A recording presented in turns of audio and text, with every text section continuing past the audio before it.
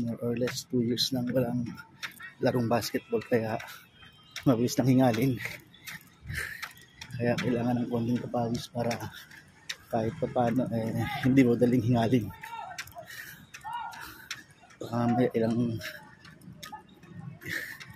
takbo lang isang balikan pa lang ng magkabilang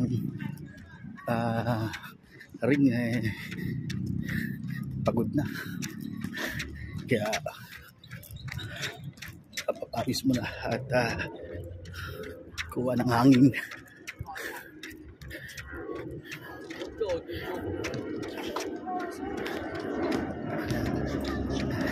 Kawawa na yung damit ko, pinagsabitan ko na sa susi.